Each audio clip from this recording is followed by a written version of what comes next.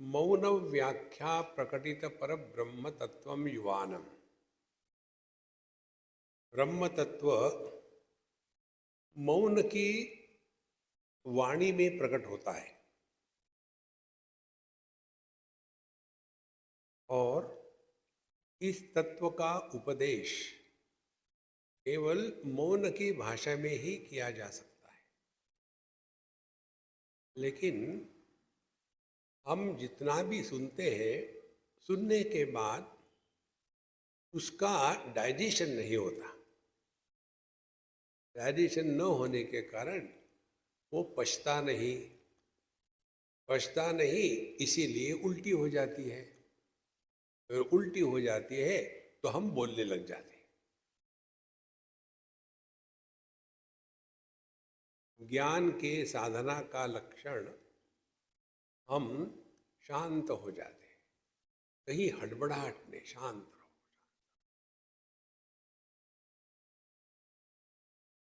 और इसीलिए जब बताया कि ना तो वहाँ आपके ज्ञानेंद्रिय, कर्मेंद्रिय, मन बुद्धि इनका व्यापार हो सकता है, तो ना तो आप उसको तत्व को जान सकते हैं, ना तो उसको कर्म के द्वारा निर्माण कर सकते हैं, ना तो मन के द्वारा उसको फील कर सकते हैं, ना तो बुद्धि के द्वारा उसको समझ सकते हैं। फिर क्या करें? फिर उन्होंने बताया अन्य देव तद विदितान अथ अविदितान अधि, जो ज्ञात और अज्ञात के परे है। अब चिंतन शुरू करो। ज्ञात होता है कार्य, अज्ञात होता है कारण। जो कार्य कारण के परे है। कार्य कारण के परे का तात्पर्य क्या है? कार्य कारण कहाँ है? आंखों में है क्या? इंद्रियों में है? मन में है कि बुद्धि में है? तो पता चलेगा कि कार्य कारण का स्थान बुद्धि है। और इसीलिए जो बुद्धिमान लोग होते हैं हमेशा प्रश्न पूछते हैं, ऐसा क्यों, ऐसा क्यों, ऐसा क्यों। और जितना हम ये अपने बुद्धि का उपयोग करके तत्व को जानने का प्रयत्न करेंगे, उतना हम अपने स्वरूप से दूर भटकते हैं। तो फिर करना क्या है? अपने बुद्धि का समर्पण करना है।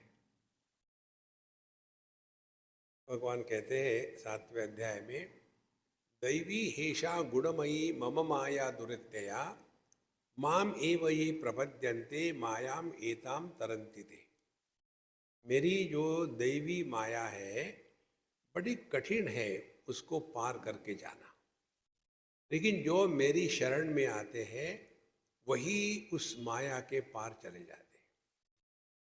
अब भगवान की शरण में आना माने क्या? भगवान के शरण में आना वैसा ही है जैसे आभूषण यदि सुवर्ण के प्रति समर्पित हो जाए तो क्या होगा?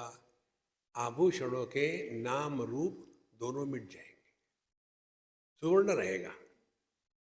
यदि लहर ने समुद्र के प्रति समर्पण किया तो क्या होगा? लहर का नाम रूप और उसकी जो जीवनी है, मेरा जन्म हुआ था, फिर मैं बढ़ रही थी, बाकी भी बढ़ रहे थे, लेकिन मैं बहुत तगड़ी थी और फिर मैंने सबको हरा दिया और आगे गई और एक दिन मैं भी मर गई। ये कौन कह रहा है? यह नाम रूप कह रहा है, यह व्यक्ति कह रहा है। हमारा स्वरूप व्यक्ति नहीं है। हम जो है ये परमात्मा की अभिव्यक्ति है। तो हमारी समस्या यही है कि हमने अभिव्यक्ति को व्यक्ति समझ लिया है। जैसे बिजली की बल्ब में प्रकाश के रूप में अभिव्यक्ति है, लेकिन हमारा ध्यान प्रकाश के तरफ नहीं है, हमारा ध्यान बल्बों के तरफ है। यहाँ 100 बल्ब है, लेकिन क्या 100 बल्ब है तो क्या 100 प्रकाश है? नहीं, प्रकाश तो एक ही है। माने जहां जहां हमारी दृष्टि अनेकता में गई और उसको सत्य मानने लग गए, तो वहां व्यक्ति का जन्म होता है। और ये व्यक्ति की कोई सत्ता नहीं है। इसको स्पष्ट रूप से समझ लेना है। जैसे पति पत्नी भाई बहन माँ बाप, ये व्यक्ति नहीं है, ये अभिव्यक्ति है। लेकिन हम फंस जाती इसी में। व्यक्ति समझ लेते हैं कि मैं ये हूं, मैं वो हूं। नहीं, कोई भी पुरुष किसी भी स्त्री से विवाह कर ले तो उसको पति ही कहते हैं। लेकिन फिर हम उस पति को लेकर के इतने गंभीर हो जाते हैं क्योंकि हमने अपने आप को व्यक्ति माना है।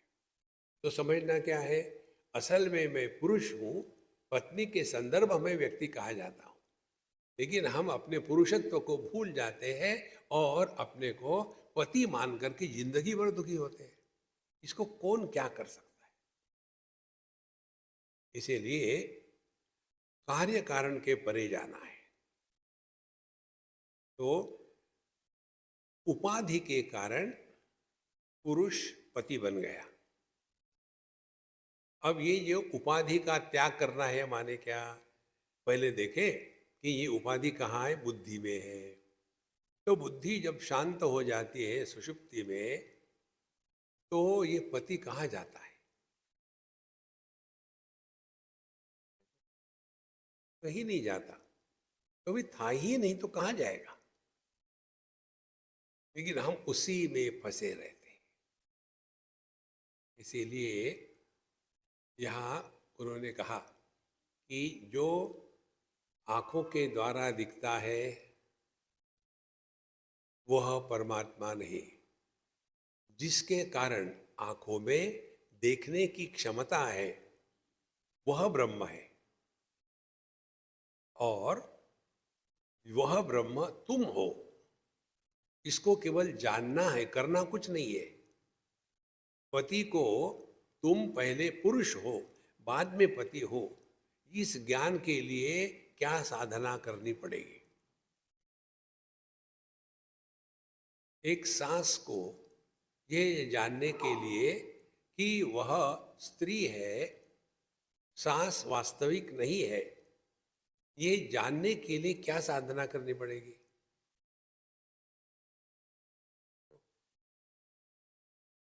धीरे धीरे धीरे धीरे हमारी इस जगत में जो रिएक्शन करने की आदत है ना, वो शांत हो जाएगी। और ऐसा जो अंतःकरण शांत हो जाता है, वहां ये ज्ञान प्रकट होता है।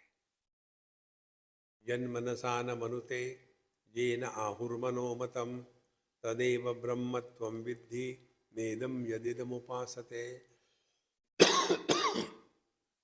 तो हम जो ये बाहर के कर्म कांड में, कार्यकलाप में, पूजा पोथी में फंसे हैं, उससे ऊपर उठना है।